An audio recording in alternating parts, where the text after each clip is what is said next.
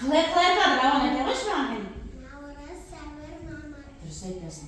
Балалар, жыл мезгілдері нешеге бөлінеді? Төртке.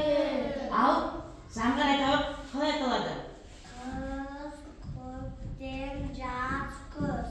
Өте жақсы, жарайсың бала.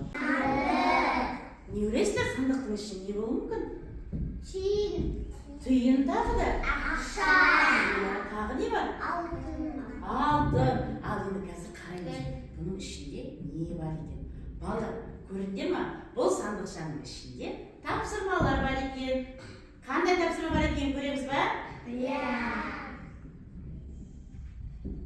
Қазір ашып қараймыз. Соны ешкені бәрі.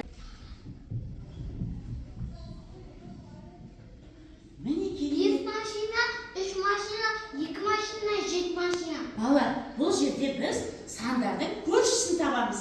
Мен айтам, сендер де айтасыңдар. 4 пен 6 өте жақсы жарайсыңдар. 3-дің көршісі қандай? 2-дің көршісі қандай? 1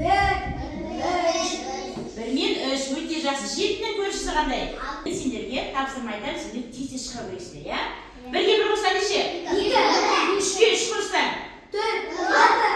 3-ге 3 қоссаң, ал 4-ге 1 қоссаң?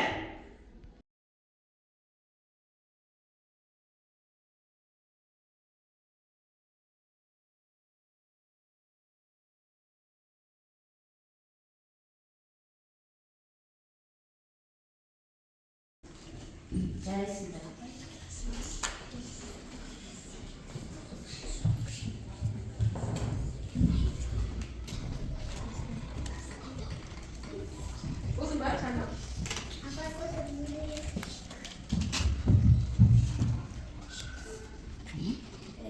Жарайсыңдар. Сендерде қандай жыл мезгілі пайда болды?